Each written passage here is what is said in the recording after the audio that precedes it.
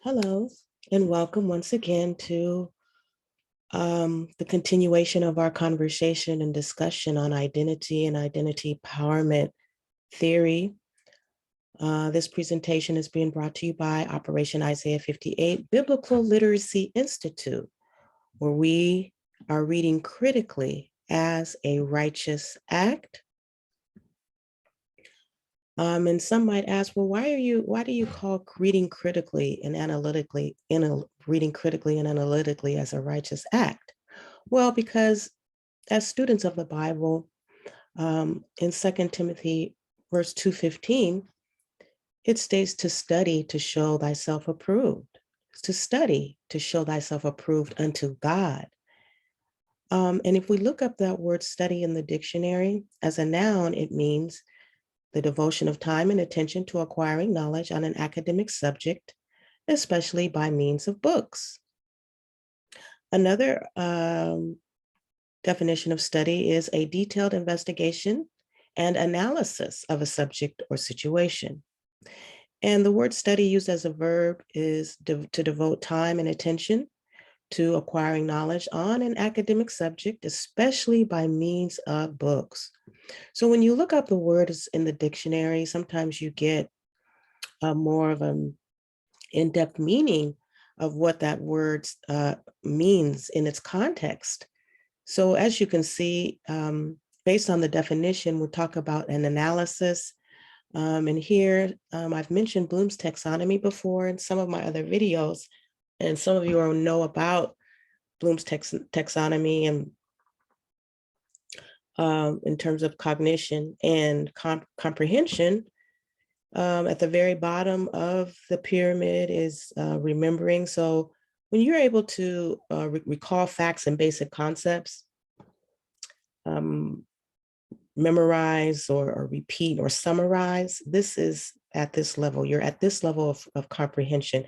Now, as you move up higher into understanding, then you're able to explain your ideas or concepts. That means you can discuss them, locate, you can classify, and so forth. Then as you move up even a little higher, you go into the application of what you have read. And that involves using information in new situations. And then once you move up even higher, you get into this realm of an analysis or analyzing content. And this is where we are here. Our efforts and our endeavors is to help to develop critical analytical skills by reading and studying the Hebrew Bible. And so we believe that in studying the Hebrew Bible, not only are you learning, foundational knowledge or pillars of knowledge and thinking, but you're also developing critical analytical skills. And as you even move higher, you begin to get into the realm of evaluation and producing new and original work. So we want to analyze to show ourselves approved unto God. I just want to show you one more slide on Bloom's cognitive domain, taxonomy of cognitive domain. So here again, you can see that these are the lower order thinking skills, and we are ascending, right, by tapping into the higher order thinking skills when we begin to analyze, reading to analyze, not reading to summarize, but reading to analyze. Okay, so let's continue on with our discussion, The Great Secrets of Israel by Pastor Thomas Odimba. Pastor Thomas Vanda Odimba, he is an elder and an intellectual from the Congo. And his work we've been reading, and it's just some phenomenal information that he has brought to the table and brought to our attention. And so I want to bring this attention to the people. I want to share my notes, some of the notes that I've been taking as I've been reading this very, very, very informative and critical information about identity. And so I want to share my notes with you. Those of you who are interested, in getting the book, please reach out to me. Now, we're going to continue reading The Presence of the Jews in Africa after Solomon, chapter 5. And in this discussion, we're going to go over the subsection, The Origin of the Two Jewish Races, racial influence, Egyptian influence on the Jewish race, archaeological data on the portrait of the Jews during the time of Jesus, and where he goes into this discussion about the influence of the Phoenician and Western races. Okay, so let's begin reading.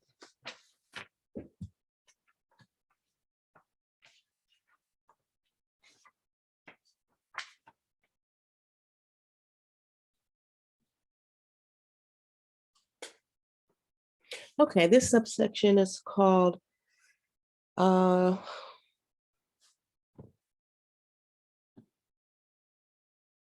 racial influence. So actually, I'm going to start where it says the origin of the two races. And as I've stated before, I will not post the whole entire text of the book on these slides. However, certain slides that I wish to highlight, I will post on as a slide for reference, some of the notes. So the origin of the two Jewish races. I'm going to start here on page 41. The issue of multiplicity of Jewish races cannot be discussed without recourse to the Bible and the migration story. One runs the risk of getting bogged down with arguments if one were to give a homogeneous race to a people who had received the promise of being dispersed all over the world. Now, I think that's significant language that he uses. And I think that we as students of the Bible should really become aware of this language of being dispersed. One of the key signifiers of the children of Israel was that they were going to be dispersed, as Pastor Odimba brings to our attention, all over the world. It reads, "It must probably be difficult after millions of years of separation and dispersal from each other for this people to have the same race." Now, Pastor Odimba uses this word millions, and I'll have to talk with him about that. I'm not really familiar of this language of our time in the millions, but this is what he has written, millions of years. It continues to read, "It is true." I don't know, maybe that's an exaggeration or he wants to use that in a figurative sense. But in any case, I will be writing this question down. And also, any of you who are reading or hearing this reading and you have questions, go ahead and write your questions down and post them in the comment section in the YouTube video at the bottom. So it is true that Jacob and his forebears, Abraham, and Isaac, belonged to a Semitic race. First Chronicles 2, verses 1 through 2.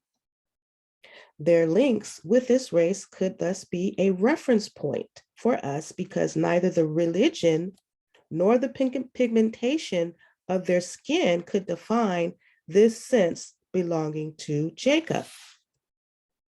The latter two factors are quite chancy because Israel is a family and not a race nor a religion. Now, I wanted to go into this. I'm going to go into this first about the statements that I wanted to say something about this idea of race.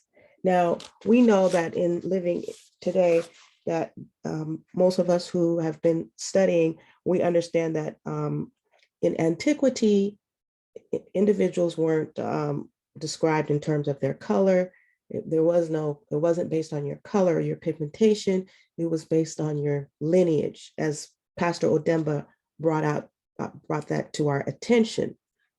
So I think he's just, with this language, continually clarifying that it's not about color. It's not about the pigmentation, as you know, we have been brainwashed to believe that, you know, it's about the color of your skin that identifies you, but it's not about the color of your skin. According to the language of the historical narratives, it was about your lineage, the family that you were a part of. So he's just clarifying that over and over again. And then he talks about also that Israel is a family and not a race or a religion. And also religion, we're going to talk more about this idea of religion that he's bringing to our attention, that, you know, basically reaffirming when you begin to read and understand the text that you're reading, the Bible, the Hebrew Bible, is not a religious book, as most of us were taught to believe, and that the practices in the Bible were a religion. And so as we begin to study, we'll begin to get into some more of this information. Now, he goes on to state, Pastor Odimba, it is worthy of note that the color of the skin of the people of Palestine could not have been influences by the races with whom they mingled, not to mention could have been influences by the races with whom they mingled, not to mention the climatic and social conditions they lived in. The Jews could not have escaped this reality. The following biblical text explains this phenomenon. In Job chapter 30, verses 27 to 30, it affirms that, quote, my inward parts are in turmoil and are never still. Days of affliction come to meet me. I go about in sunless gloom. I stand up in the assembly and cry for help. I am a brother of jackals and a companion of ostriches. My skin turns black and falls from me, and my bones burn with heat, end quote. In the Lamentations, Pastor Odimba states, in the Lamentations of Jeremiah, their complexion is darker than black. They could thus not be recognized in the street, their skin stuck to their bones as dry wood. Jeremiah chapter 4, in chapter 4. Okay, now I'm going to go into racial influence. It's just one sentence here. Even if we were to admit that the Jews were light-skinned, we would have to acknowledge that they experienced two major racial influences, one Egyptian and the other Western. Okay, now I'm going to go into reading the subsection Egyptian influence on the Jewish race, continuing on page 41. Egyptian influence on the Jewish race was the most important because the Jews started life in Egypt, and he has Africa in parentheses, where they lived for 400 years or more, footnote 18. It is logical that the 70 Jews that came along with Jacob followed the footsteps of their brother Joseph, who was attached to the Egyptians, married to an Egyptian, and had Egyptian children before the arrival of his brothers. It will be far-fetched to say that in the face of such a powerful kingdom as Egypt,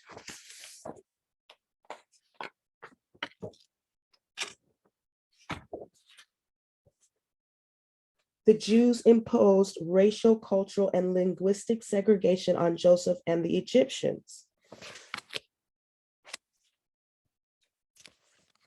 It goes on to read, Pastor Odimba states, such a daring attempt would have been rejected by the Egyptians of the time. The Israelites did not consider themselves as the lords, despite the high position of Joseph as an assistant to the Pharaoh. Jacob tells Pharaoh in Genesis chapter 46, verse 34. Again, we're in Egyptian influence on the Jewish race. Quote, you shall say, your servants have been keepers of livestock from our youth, even until now, both we and our ancestors, end quote, in order that you may settle in the land of Goshen. because all shepherds are abhorrent to the Egyptians, end quote.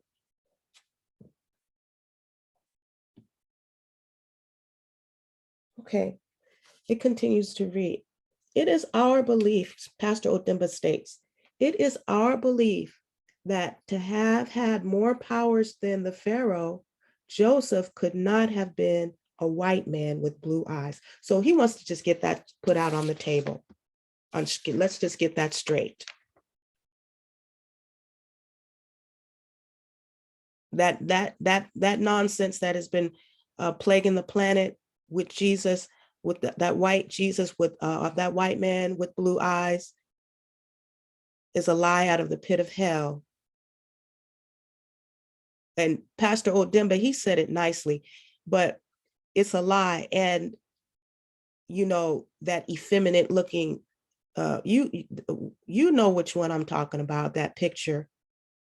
Pastor Odimba is saying, let's just talk about it. It is our belief to have had more powers than the Pharaoh.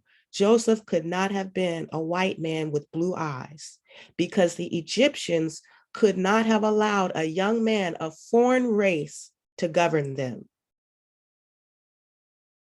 Besides, as prisoner and a slave, Joseph could not have been of a different race from the Hyksos, Semitic people. Footnote 19. Otherwise, his brothers would have quickly and easily recognized him or simply referred to a pharaoh of their race. The Bible indicates the presence of this Egyptian race among the Jews, such as Moses.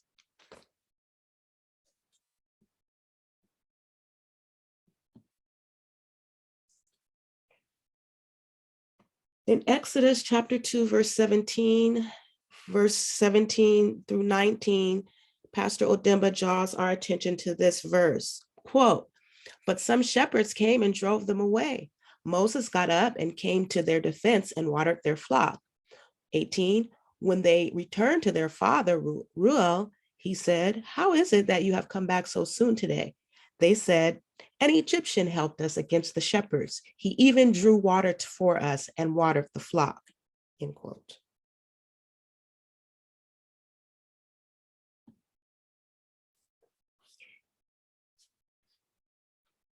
He continues to state, Pastor Odimba, the children of Moses with the Ethiopian could only be Blacks whose parents were an Egyptian Jew and an Ethiopian. Hobab, the brother-in-law of Moses, and Heber, the Kenyan, as well as Jethro, the father-in-law, and his family who guided the Israelites through the desert path at the time of the Exodus, were all Blacks who came from Kenya. And this is the scripture reference that you can refer to: Numbers chapter 10, verse 29, Judges chapter 4, verse 11, and Judges chapter 1, verse 16. Continue reading on Egyptian influence on the Jewish race, page 42. The descendants of Hobab, the Kenite, Moses' father-in-law, went up with the people of Judah from the city of plains into the wilderness of Judah, which lies in the Negev near Arad. And then they went and settled with the Amalekites. And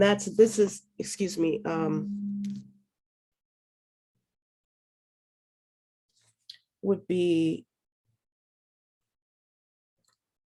Numbers chapter 10 and verse 29. And Moses said unto Hobab, the son of Raguel, the Midianite, Moses' father-in-law, "We are journeying unto the place of which the Lord said, I will give it to you.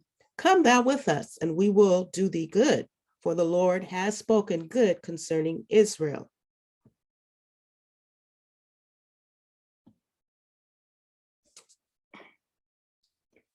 Okay, and now I'm going to read the other scriptures that he quoted to support this, his statement about the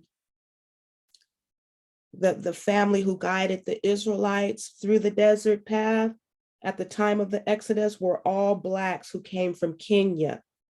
This is Judges chapter 4, verse 11. Now Heber the Kenite, which was of the children of Habab, the father-in-law of Moses, he had severed himself from the Kenites and pitched his tent unto the plain of Zanaim, which is by Kadesh. So here showing that Heber was a Kenite. In Judges chapter 1, verse 16, the descendants of Moses's father-in-law, the Kenite, went up from the city of palms with the people of Judah to live among the inhabitants of the desert of Judah in the Negev near Arad.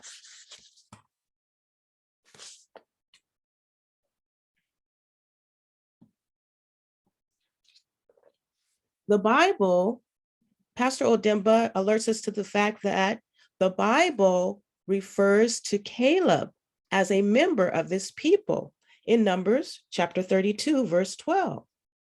Quote, surely none of the men that came up out of Egypt from 20 years old and upward shall see the land which I swear unto Abraham, unto Isaac, and unto Jacob, because they have not wholly followed the Lord.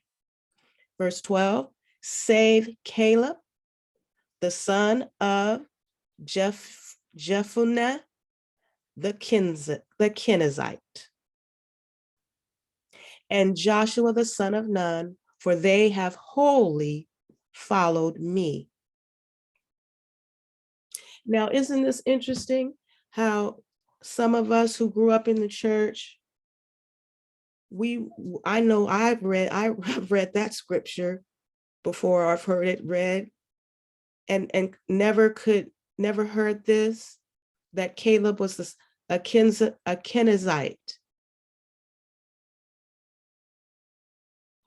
who Pastor Odimba is now letting us know that's a Kenyan.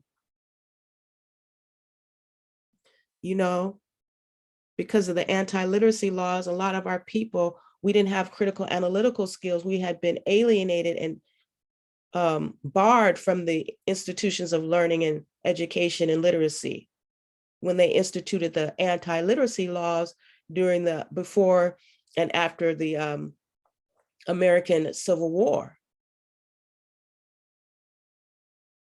where it was legislation, laws on the book, an act of Congress in which they made it illegal to teach the enslaved to read and write. And if you were caught participating in such an act, I mean, go and do the research, it's all online, Google it. Sometimes it was even death. You would get beat, and these enormous fines were, I mean, it was for real. It wasn't a game. It was illegal, just like selling crack or getting caught selling, what do they do when they import this cocaine? And the penalties that are attached to a serious crime.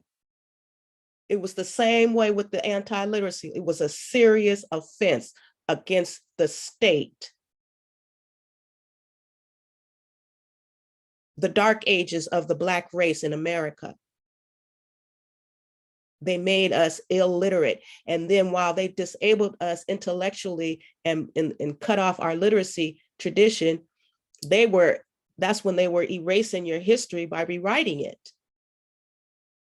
The racist historians came in and started with the curriculum.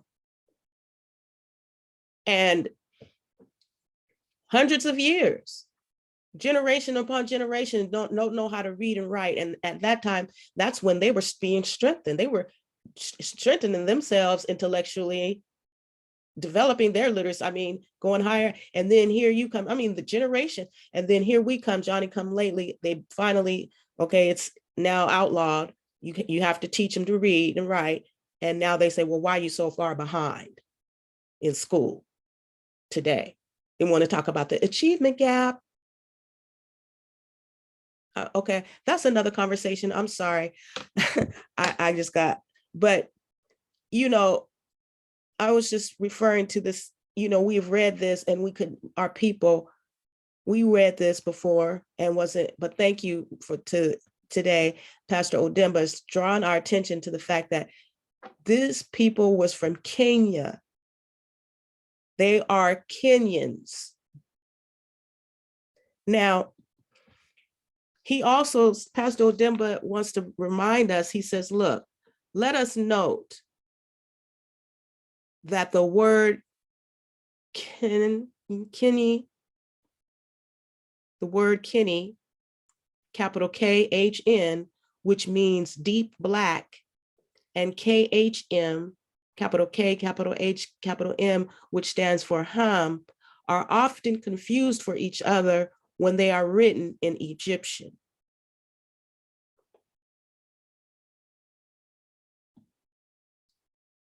Now, this is from Pastor Odimba's book, The Great Secrets of Israel by Pastor Thomas Odimba. And these are the images that he has in his book. Now we're going to move on to the next section entitled subsection, Archaeological Data on the Portrait of the Jews During the Time of Jesus. Continuing on page 42, it reads, certain archaeological data has made it possible to have a fair idea of the striking resemblance between the Jews of the 18th century and the Bantus of Africa. In order to determine the race of ancient Jews, the British experts used the latest scientific and IT techniques to sketch for the BBC television network what they consider as the face of the Jews of the time of Jesus Christ. You know, pay attention to that language, which they consider. And he say it gives you a fair idea, not the exact, but a fair idea. Pastor Odimba, he chooses his words very selectively, and he's very particular. So this is giving us a fair idea, not the idea, but a fair idea of what he states they consider the face of Jesus at the time of Jesus Christ. Now, the face, it goes on to read, the face was outlined by the expert called Richard Neve.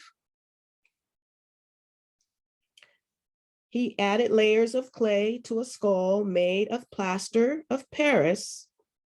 The skull chosen was among a group of skeletons that were discovered by chance during the construction of a road in Jerusalem. The Jewish archaeologists affirmed that this cemetery was in existence since the 18th century BC.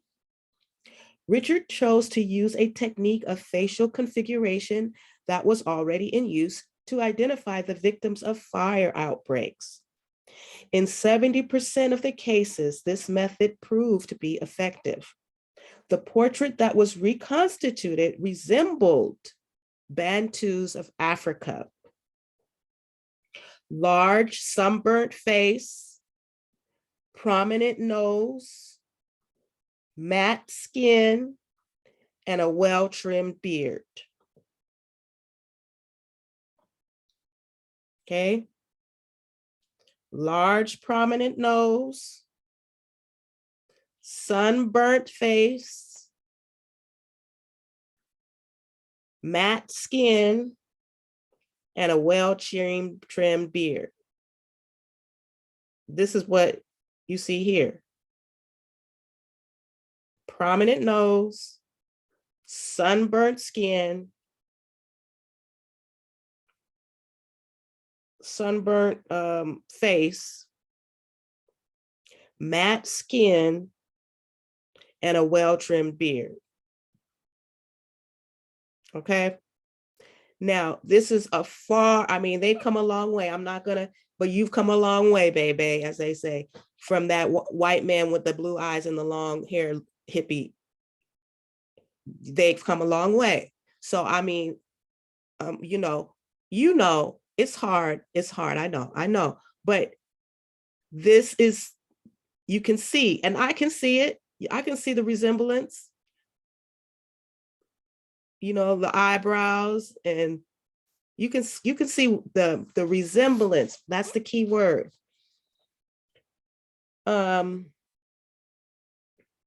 So the portrait was what reconstituted resembled Bantus of Africa. This description goes a long way to sanction the affirmations of the Egyptologists about the homogeneity between Jews and Bantus. This corroborates the description of this Egyptian race that was given by Lucian, the philosopher, who was quoted earlier. And I want to remind, I'm going to go back in one moment. I should have brought this up as a slide, but he's reminding us of what Lucian, the philosopher, has stated in regards to what the Egyptians look like. One moment, please.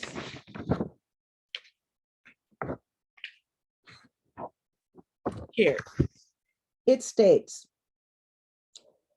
Lucian the philosopher described Pancartis, the Egyptian scribe, in the following manner, quote, large flat nose. Now he says large flat nose. Okay. Large flat nose.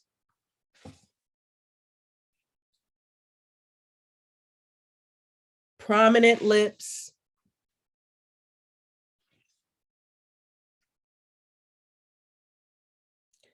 And thin legs. Such was the Egyptian citizen to whom the Greek hero of Philosophides was sent to study.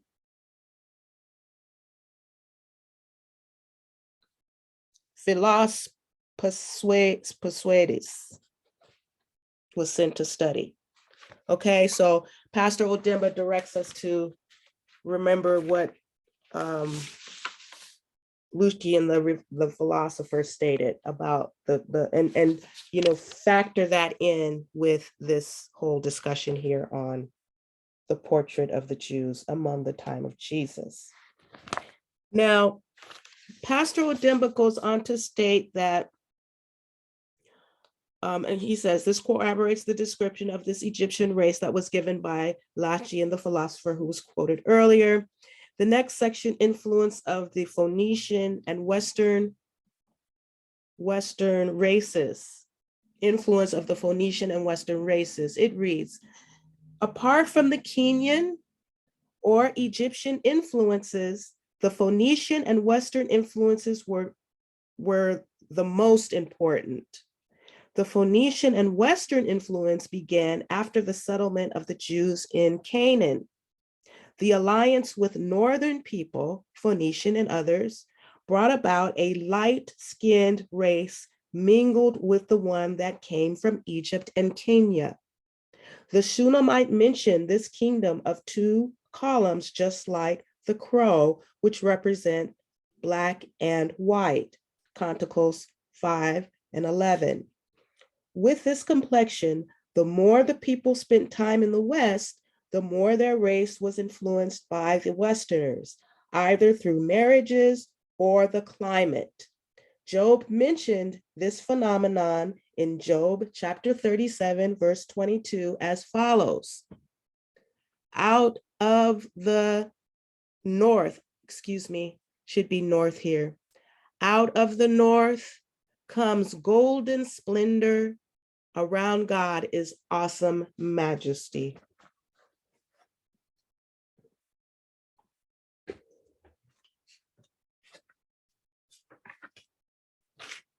Okay. Now, this next section I'm going to read is the membership of Israel. And I'm only going to read that section. I have quite a few slides I'm going to go over in the section Membership of Israel on page 44. And once again, this is Dion. I'm going to be your reader for today. We're reading the chapter 5, continuing our discussion, The Great Secrets of Israel by Pastor Thomas Vanda Odimba. Now it reads on page 44, membership of the family of Israel, quote, conditions of membership of the family of Israel can neither be defined in terms of race nor by virtue of physical appearance, nor by conversion into Judaism, a religion that came into existence 4 centuries after the formation of the family in question. Now we're going to talk about this religion. This is because anyone can be converted to a religion. However, as regards to a family, one needs proof of membership. If we consider the Jews on the basis of religion, we shall affirm that all those who lived before Moses were not Jews, and consequently, all those who claim membership of this family by this means could not be considered as such. So he wants to clarify this idea about, again, the Bible, the Hebrew Bible being a religious book, and that Judaism being a religion, it's not, and that the religion came into existence 4 centuries after the formation of the family.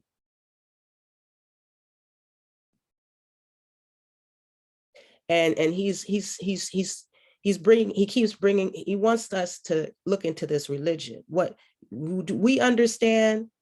What's going on? The difference between a culture of a people, which is a way of life, and religion.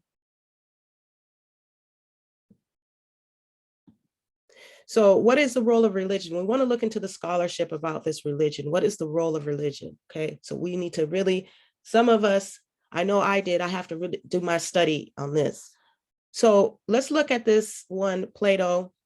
He was considered an idealist or a utopian, also a dreamer, born into a wealthy family in the 2nd year of the Peloponnesian War, student of Socrates.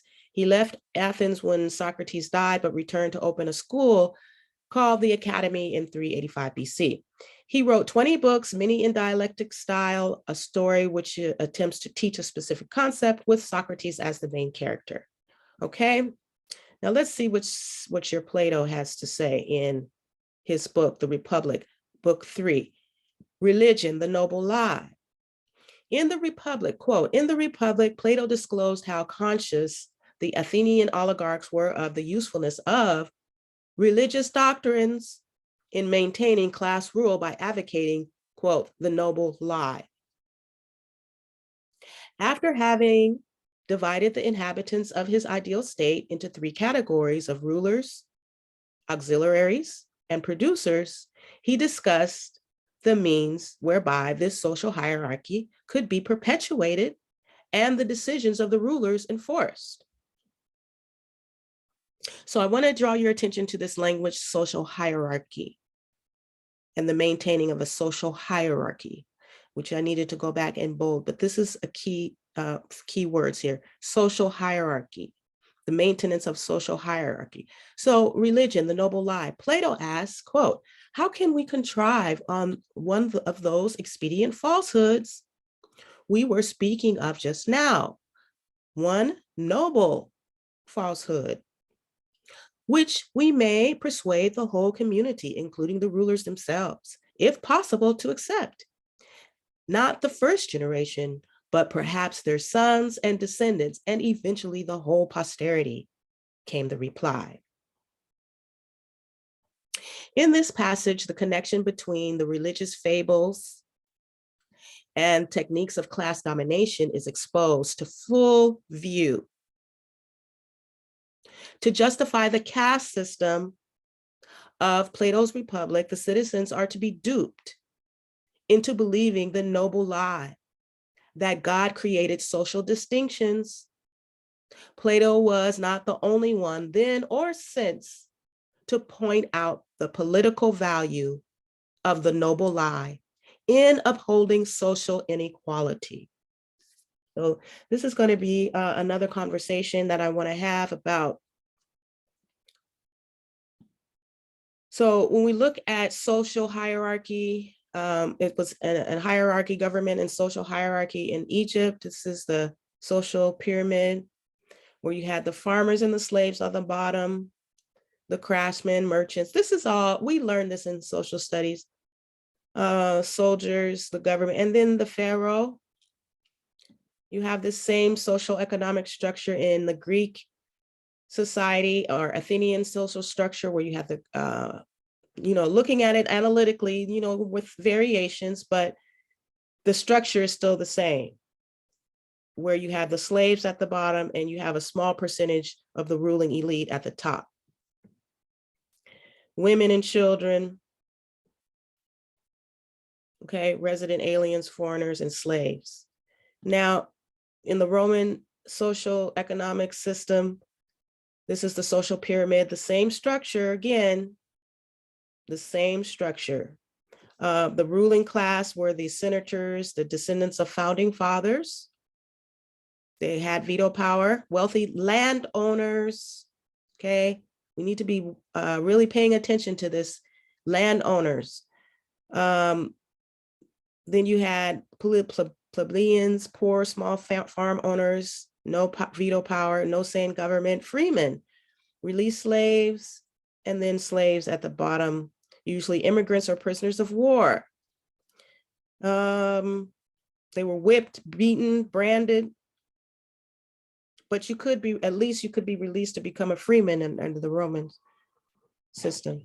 This is during the Middle Ages where you had this same structure. I hope we are putting our critical analytical thinking skills on when we talk about social hierarchy and the maintenance Plato was talking about. How can we, the maintenance of social inequality and hierarchy. So you have to come up with a religion to maintain this. Pay attention to this word, vassals, because it's going to come up again in the future. Here's the pyramid, social pyramid of the capitalist system, where it's the 1911 American cartoon caricature of critical of capitalism, copied from a Russian flyer in 1901. The graphic focuses on stratification by social class and economic inequality. The work has been described as famous, well-known, and widely reproduced. A number of derivative works exist. It was published in 1911 in the edition of Industrial Worker. Okay, and the picture shows a literal social pyramid or hierarchy with the wealthy few on the top and the impoverished masses at the bottom. Crowned with the money bag, representing capitalism, the top layer. We rule you is occupied by the royalty. We rule you. And state leaders, underneath them are the clergy. We fool you, right here. And this is where Plato's noble lie comes in. And followed by the military, we shoot at you. And the bourgeoisie, we eat for you. And the bottom, of course, the layer is held up by the workers and the peasants. We work for all. We feed all. So if it's not, suggestion that that's the slaves, if it wasn't for them, the workers, then none of this would be taking place. And here you can see a dead body. Someone is fainting from exhaustion. Okay, now let's look at this feudalism and this economic. Some might say, oh, well, we're free today. We don't have that. There's no slavery no more, and we're free.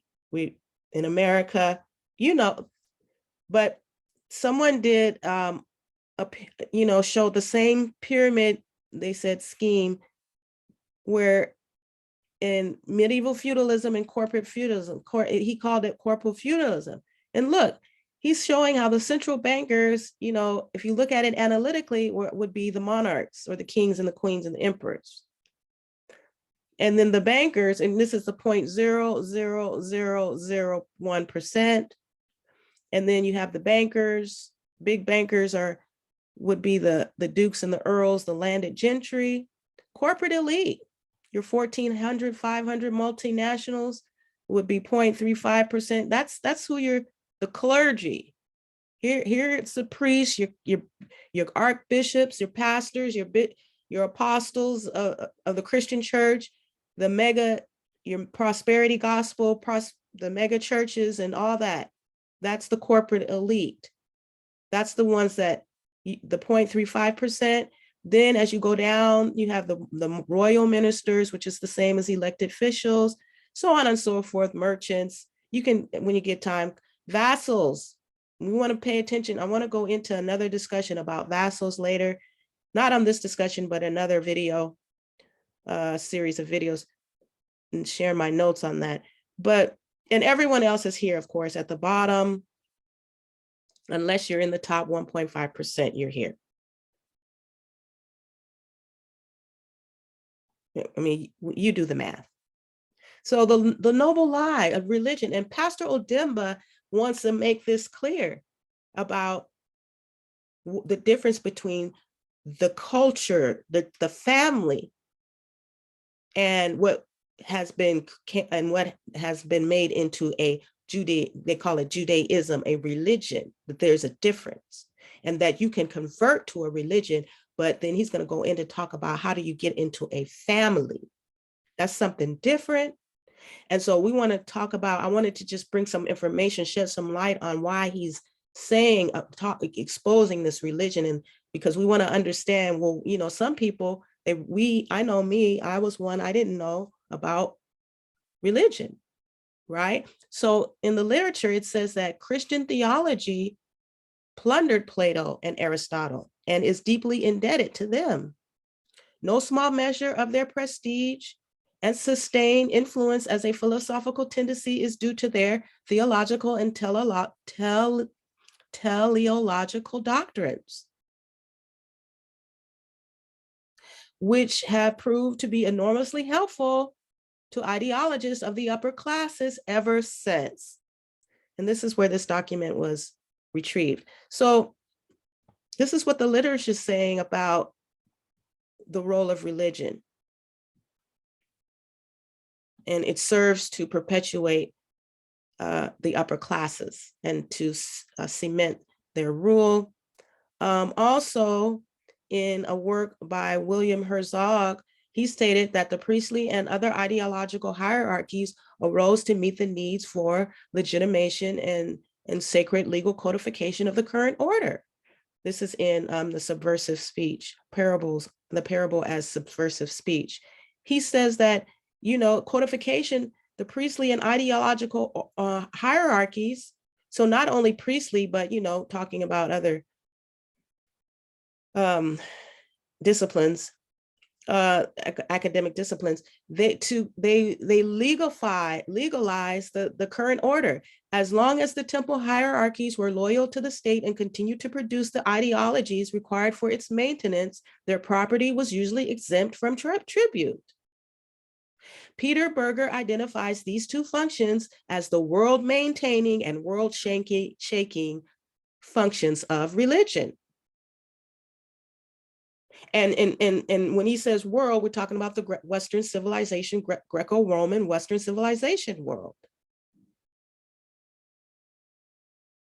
At this time, before it was the Babylonian world, the use of religion in the Babylonian, and the Assyrians and the Persians and all Egyptians empires, where religion is used, is to maintain that social economic structure of inequality and hierarchy. All right, now one more. In the priestly class is also talked in Power and Privilege, a theory of social stratification, where it states here, look, quote, last but not least among the privileged elements in agrarian societies was that composed of the leaders of organized religion, the priestly class. He goes on to state, I shall use the term more broadly to include monks, ministers, rabbis, imams, and all other religious leaders whose livelihood and status in society are dependent primarily on their leadership role in the religious system. Though it is clear that the clergy usually fell considerably short of the ideals they professed, and furthermore, they contributed to the stability and perpetuation of systems of inequality. Legitimizing the rule of the political elite. Christian tradition provided an ideological undergirding for the status quo.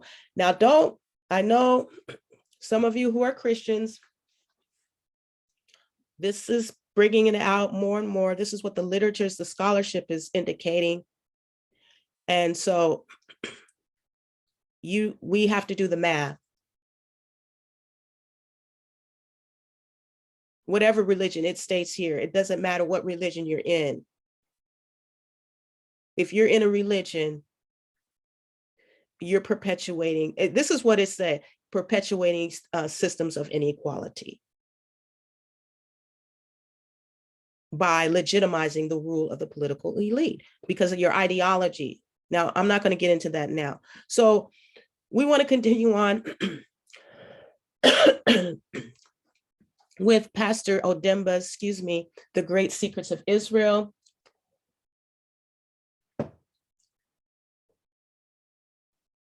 Now, continuing on in chapter 5, the presence of the Jews in Africa after Solomon. Membership of the family. Now Pastor Odimba is going to go into the membership of the family of Israel on page 44. It reads, conditions of membership of the family of Israel can neither be defined. I thought I had a slide for this. I wanted to have a slide, but in any case, conditions of members of the family of Israel can neither be defined in terms of race, nor by virtue of physical appearance, nor by conversion into Judaism, a religion that came into existence 4 centuries after the formation of the family in question. Okay, now I'm going to read on. According to the Bible, again, the Bible as a primary source, this membership is defined first and foremost in terms of the lineage of descendants from Jacob through the 12 tribes. That's first and foremost.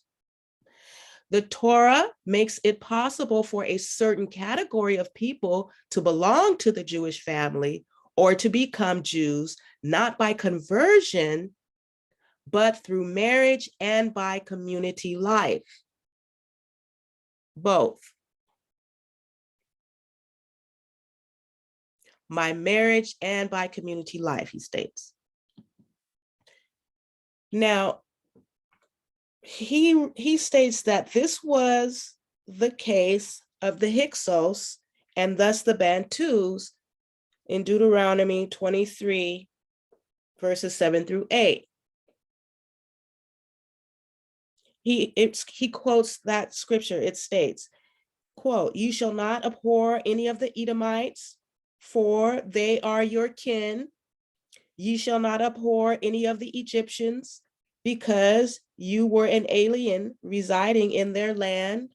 Verse 8, "The children of the 3rd generation that are born to them may be admitted to the assembly of the Lord," end quote.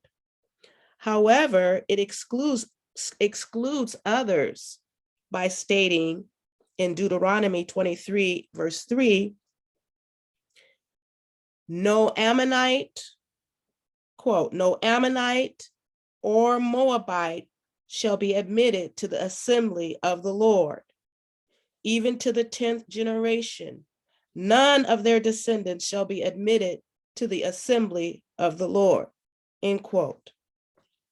The Philistines and the Amalekites were categorically excluded. Pastor Odimba states the Philistines and the Amalekites were categorically excluded. And he quotes Nehemiah chapter 13, verses 1 through 2.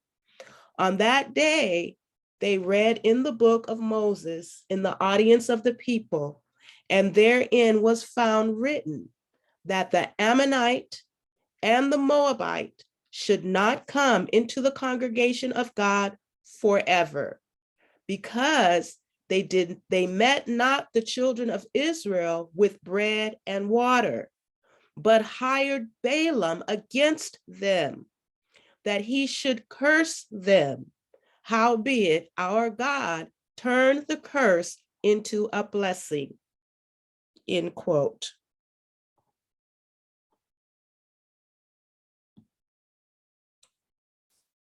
Now, we want to find out who these Philistines are. So I went into some research and studies and found that this information that Philistines, biblical enemies of the Israelites, were European. DNA reveals this.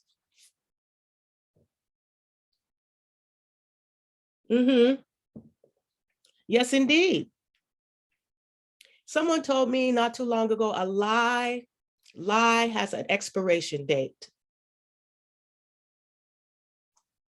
And those of you who have been following this conversation, we've already identified the Philistines. Pastor Odimba has shown us in the scripture that the Philistines are the descendants of Ham.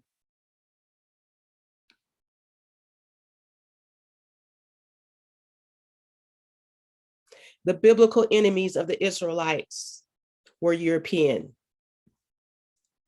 The ancient Philistines, famous for their appearances in the Hebrew Bible, including the story of David and the giant Philistine Goliath, weren't local to what is now modern-day Israel. Instead, this enigmatic group descended from a group of seafaring Europeans. A new study of ancient DNA finds. After analyzing, and before they were saying that Black people were descendants of Ham, cursed Ham. Remember that lie? That one has been going on for years. I heard it when I was a little girl. That's one of the first lies you hear. But now the DNA is revealing that the children of Ham, the Philistines, that they're the Europeans. After analyzing the ancient DNA of 10 individuals buried at a Philistine archaeological site, an international team of researchers found that the Philistines descended from people in Greece,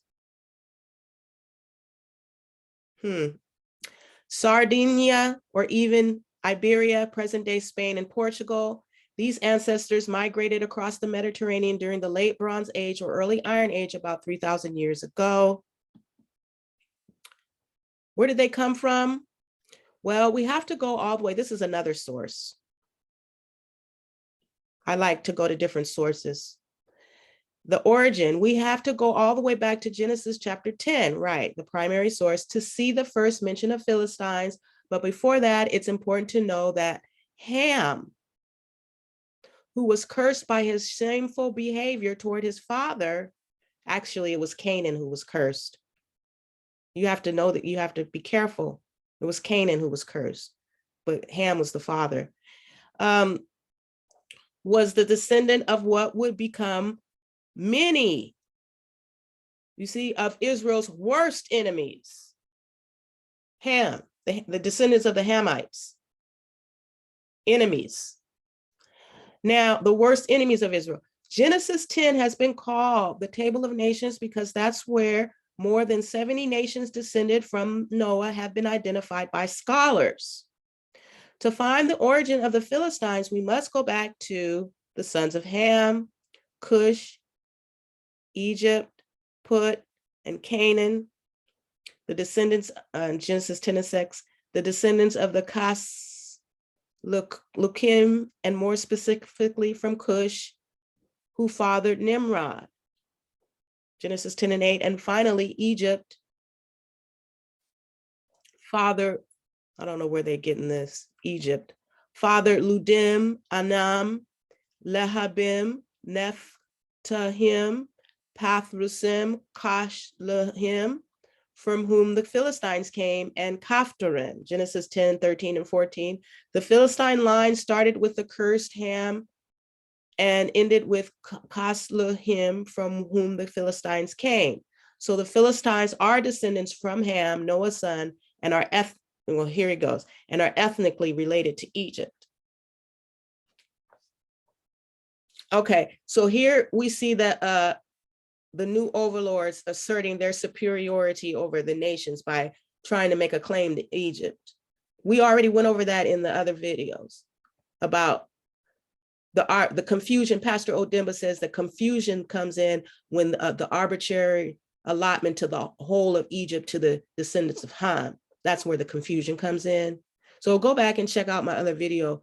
We went over that. But primarily, I wanted to bring this out that they were, they're finding out the DNA are evidence that the descendants of they are the Europeans who are Hamites, according to this information.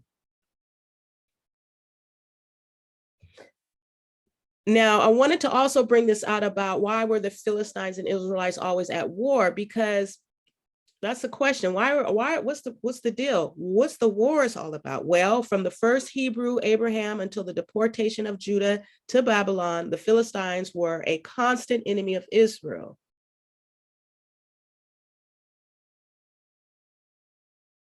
The conflict was over more than land. It involved divergent worldviews. And this is what, unlike the Israelites, the Philistines served human-made deities and were known as a violent, warlike people. So, I'm not going to go in too deep into this, but the divergent worldviews, could it be could it be the view of social hierarchy and inequality, the social pyramids that we looked at before, versus the legislation of the eternal one, God, the true and the living God, the most high God, the legislation that he gave to Moses, and the one that Jesus Christ upheld was in direct opposition to the worldviews. I don't know, I'm asking, this is something I've been thinking about.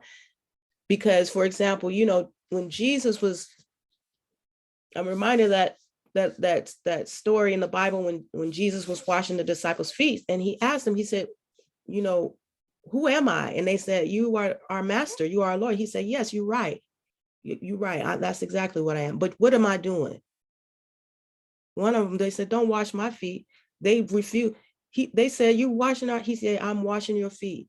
He said, we're not to be like the nations, the Gentiles, who lord over you, who have systems of hierarchy, social hierarchy and inequality. I'm the king and everybody else. You saw that structure. He said, we are not to be that as they are. That's how they do it. But the greatest of us is going to be the servant. So he flipped that whole paradigm. He flipped it. He was like, no, the greatest is the one that's serving. That's why you see me, I'm washing your feet. So this is that divergent worldview that I'm thinking. When we'll get into more of these kind of discussions in the future. I have a video I want to put out on that. But they like to worship, they like to worship people. And we see it today. I mean, I see it with these Hollywood so-called stars and these shows about, what's that one show, America's Next Idol or American Idol or whatever, that show. And they mean, if you don't even have to do it. You can just, it's so clear how this society, they like to worship. Look at the athletes and stuff. They worship men and women. And that's one of the key features of the Philistines, the Hamites, the enemies of Israel, is that they like to worship. They're idolaters. And they are also very violent and warlike people. And everybody knows what's going on now, how they carried out the colonials. Anyway, who were the Philistines? I thought this was interesting. They were infamous for their production and consumption of alcoholic beverages. Now, I mean, especially beer. And, you know, I don't know, but when I was a flight attendant, when we landed, the first thing all the flight attendants wanted to do was go to the bar. And I never understood. We all know about these people's about drinking and kegs, the kegs that they like to put out. I mean, ancient Philistine ruins contain numerous breweries or bars and wineries, as well as countless beer mugs and other drinking vessels. Samuel's wedding fest, recorded in the book of Judges, illustrates the Philistine practice of holding week-long drinking parties. The Hebrew word mishta, translated feast in Judges chapter 14:10, means drinking feast. All right, now let's look at this. He mentioned, Pastor Odimba mentioned the scripture, the Bible scripture about the Amalekites. The Philistines, he says, and the Amalekites were categorically excluded from membership into the family of Israel. Now, the Amalekites were a formidable tribe of nomads living in the area of south of Canaan, between Mount Seir and the Egyptian border. The Amalekites are not listed in the table of nations, Genesis 10, as they did not originate until after Esau's time.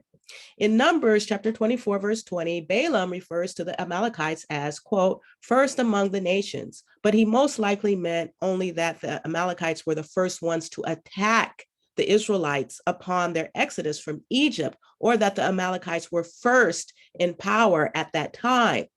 Genesis 36 refers to the descendants of Amalek, the son of Eliphaz and grandson of Esau, as Amalekites. Verses 12 and 16. So the Amalekites were somehow related to, but distinct from, the Edomites. Scripture records the long-lasting feud between the Amalekites and the Israelites, God's direction to wipe the Amalekites off the face of the earth. And some might say, what? Yes, genocide them. God was the first genocider. Wipe them off the face of the earth. Now, this is what the text is. In Exodus chapter 17, verses 8 through 13, 1 Samuel 15 and 2, Deuteronomy 25 and 17. Why would God call his people to exterminate an entire tribe is a difficult question, but a look at history may give some insight. Like many desert tribes, the Amalekites were nomadic. Numbers chapter 13, verse 29 places them as a native to the Negev, the desert between Egypt and Canaan. The Babylonians called them the Sut, Egyptians the Situi, and the Amarna tablets refer to them as the Kabati, or plunderers.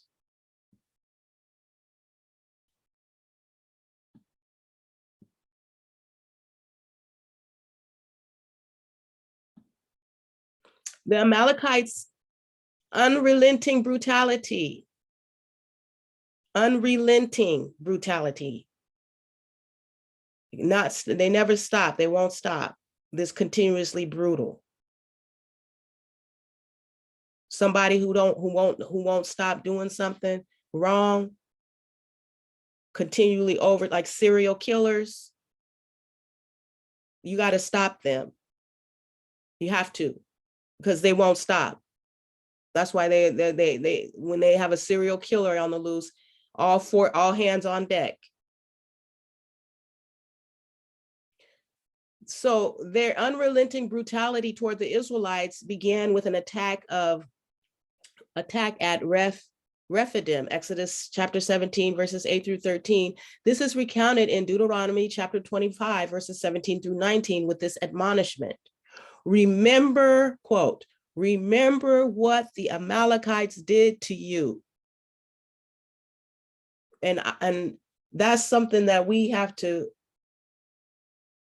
as Black folk in America, they want you to forget the transatlantic slave trade Holocaust. They want you to forget the institution of chattel slavery. They want you to forget the institution and enactment of the anti-literacy laws. Okay, they want you to forget the atrocities associated with their whole operation. But here is an admonishment.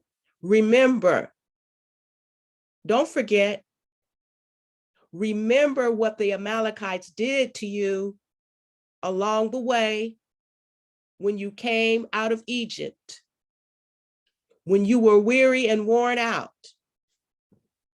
They met you on your journey and attacked all who were lagging behind, typically women and children. Now this, they say it's one thing to be down, but it's to beat somebody down, but it's another to kick them while they're down. That's a no-no. And everybody says that in every cross cultures, you don't kick somebody while they're down. And so he said, when they were weary and worn out, when they were down, you kicked them. And especially the women and children, my Lord. And they had no fear of God. When the Lord your God gives you rest from all the enemies round you in the land he is giving you to possess as an inheritance, you shall blot out the name of Amalek from under heaven. Do not forget. See, this is part of the legislation. That's what the Amalekites later joined with the Canaanites and attacked the Israelites at Hormah. See, the Canaanites, they joined them.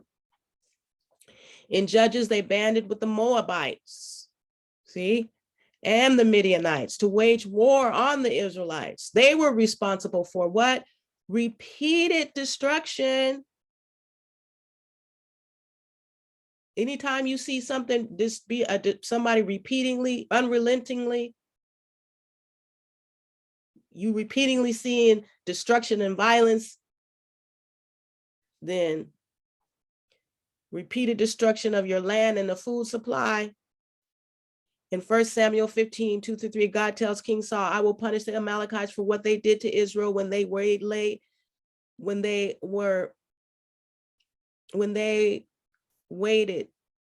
excuse me, forgive me for that. I don't know what that says, but as they came, they laid in wait as they came up from Egypt. Now go attack the Amalekites and totally destroy everything that belongs to them. Do not spare them. Put to death men and women, children and infants, cattle and sheep, camels and donkeys. Wow. The Eternal One, he does not play. In response, King Saul first warns the Kenites. Remember we were reading about the Kenites, friends of Israel, to leave the area, the Black folks. He then attacks the Amalekites, but does not complete the task. He allows the Amalekite king Agag to live, takes plunder for himself and his army, and lies about the reason for doing so. Saul's rebellion against God and his commands is so serious that he is rejected by God as a king. You can go read it. It's in there, that story. Some of you are already familiar with that story in the Bible. We used to read it, and to obey is better than sacrifice. That's what the prophet said to King Saul. We learned that in Sunday school. They used to, they wouldn't let you get away. To obey is better than sacrifice. For stubbornness is as iniquity and idolatry. Rebellion is as the sin of witchcraft, and stubbornness is as iniquity and idolatry. That's what it says if you go read this story. All right. The escaped Amalekites continued. See, they won't stop.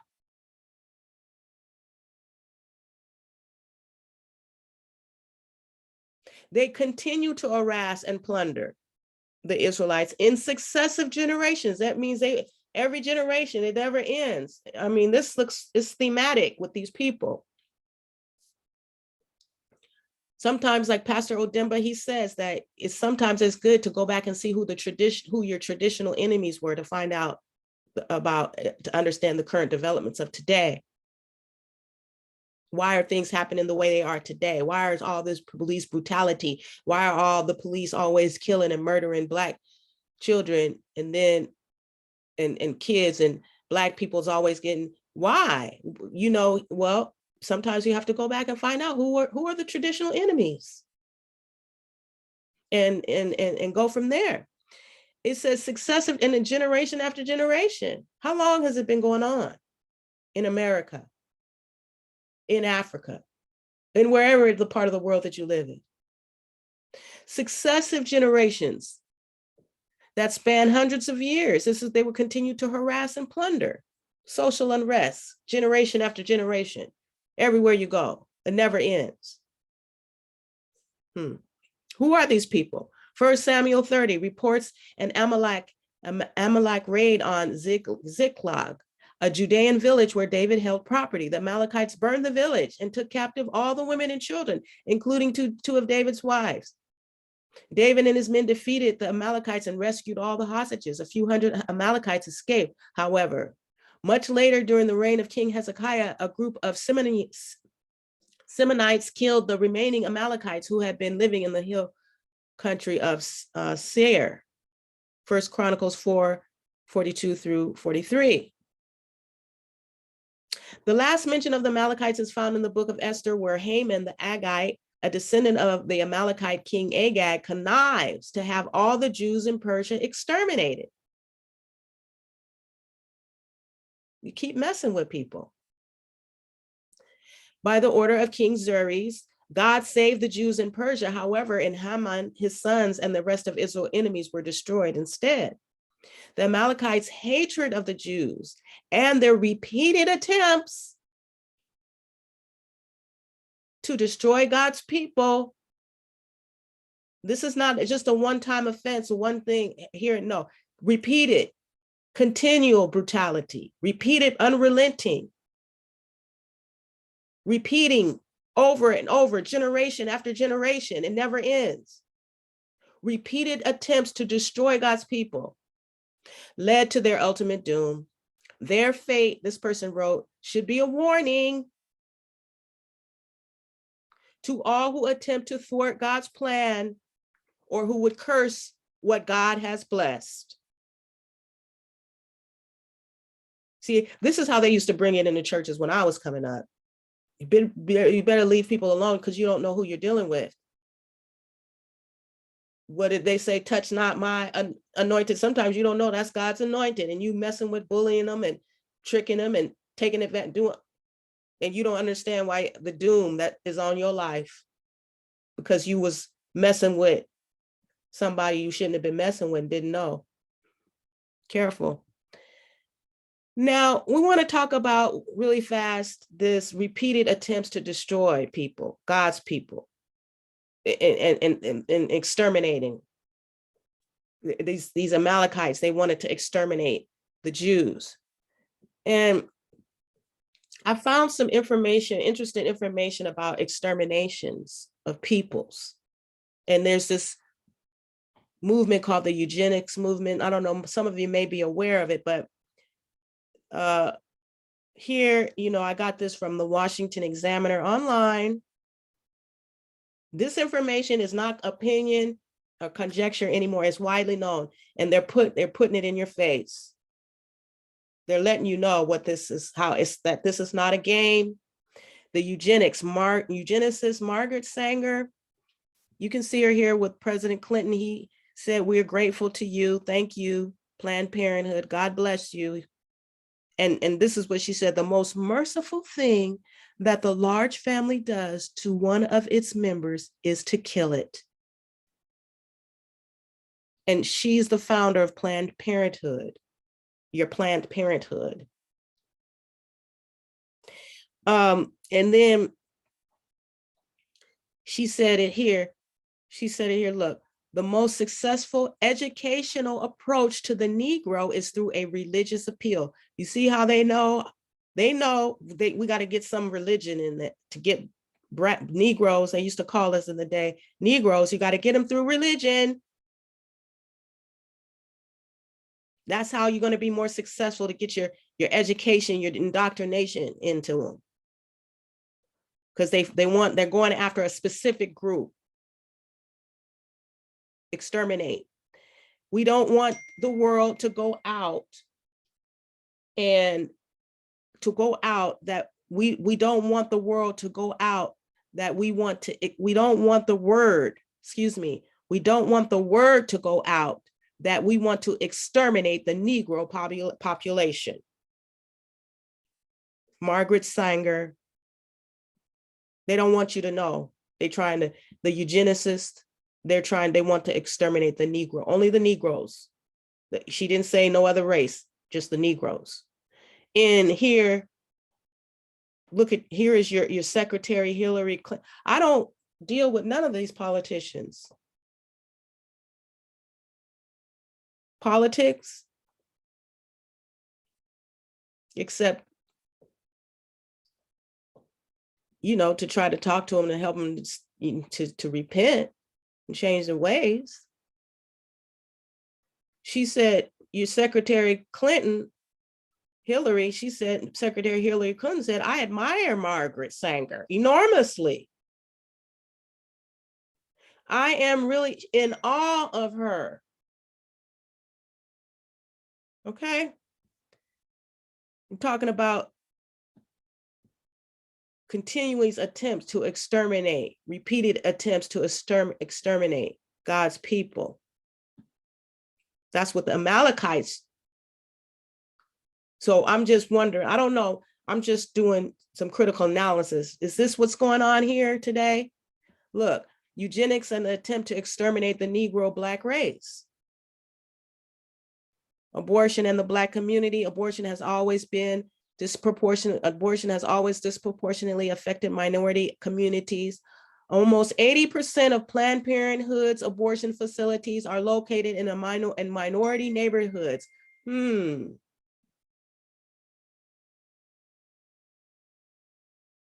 just saying, 88% of its new, quote, mega facilities are located within walking distance of minority neighborhoods. So you don't have to get on the bus, you don't have to get bus fare, cab fare, Uber, or ask somebody to give you a ride. You can walk. They made it real easy for you. You can go here and click more about the Negro Project. That's what it's called, the Negro Project. And she says here, Ms. Deloria said that it's a race, it's racism.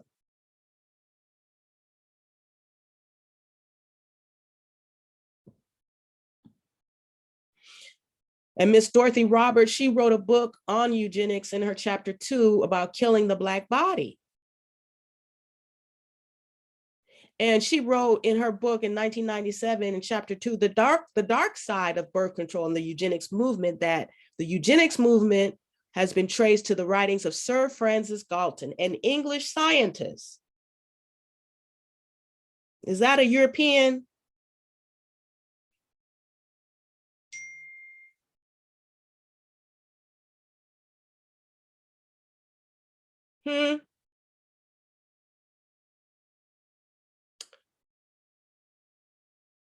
And at the turn of the century, although the idea of improving the quality of humans as well as plants and animals through selective breeding and had been previously suggested, Galton was the first to popularize an actual eugenics program. Galton became interested in heredity when The Origin of Species was written by his distant cousin, Charles Darwin, was published in 1859. Just something to think about. Okay, so we're going to continue on. This is the last part. that I'm going to read. So chapter 5, the presence of Jews in Africa after, that was just your sermon in a second that I just did. Just some background information so we can contextualize a lot of this information and scholarship that Pastor Odimba is bringing out. This is why we say we read critically as a righteous act, and that we believe that through the study of the scriptures, we can also help to develop critical, analytical thinking and reading skills. So the membership into the family of Israel on page 44. So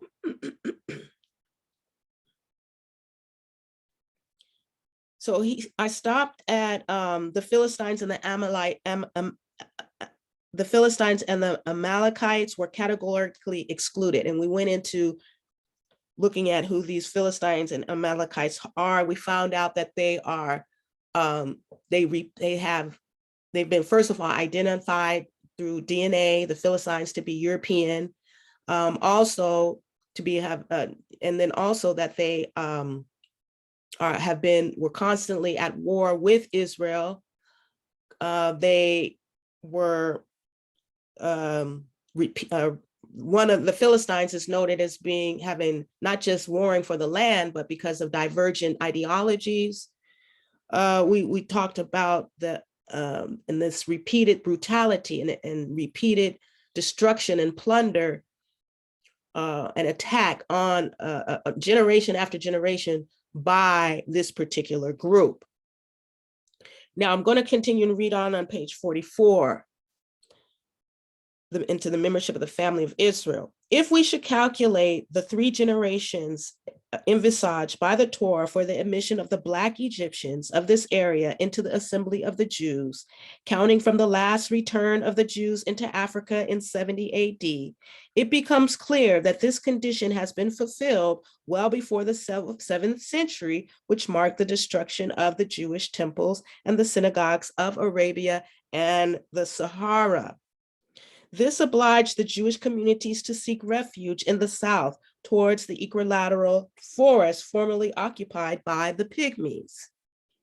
Using the biblical principle from the arrival of Jacob in Egypt in 1750 BC,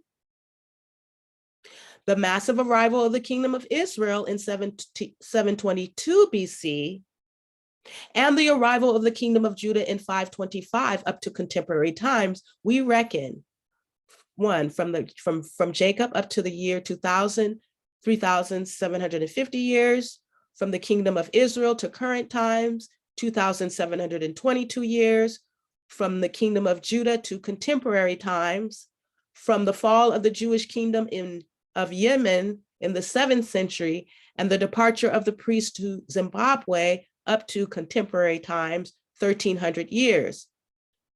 Pastor Odimba states, is this period, which is more than 3,000 years, not enough to form a homogeneous race with the Africans?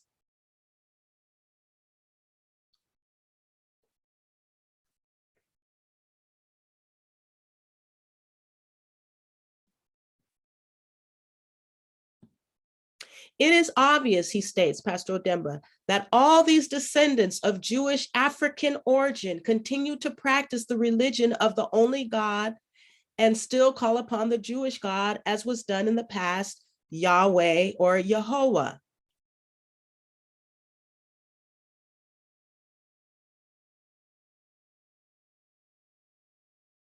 If it is currently accepted that the child that Queen Sheba bore for King Solomon, who lived in a different kingdom from that of Israel, was able to maintain his Jewish identity and evolved a race of Black Jews, why would we not admit that the sons of Joseph, of Moses, and all the others who lived in Egypt 700 years before Solomon could give rise to Black Jews?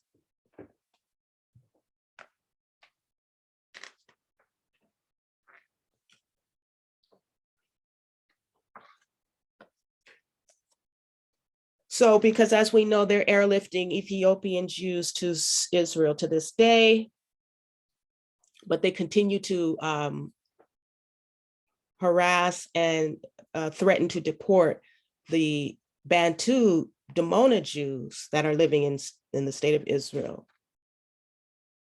So Pastor Odimba is bringing us to the fact that if you're allowing the Ethiopian, based on this scholarship, Black Jews, that's what you're saying, that a race of Black Jews was developed from this union, then how come that you can't use that same analysis when you're dealing with the Bantu Black Jews?